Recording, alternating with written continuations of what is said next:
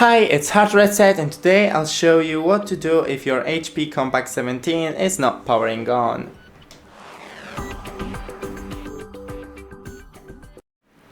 So the first thing, you can click and hold the power on button instead of just clicking it.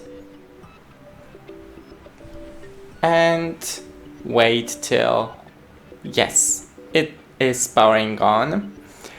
If it's not for you, then maybe try to plug it into a charger and leave it for a couple of hours, maybe some 3-4 hours to let it charge properly, and then try again. Thanks for watching, don't forget to leave a like and see you in the next one.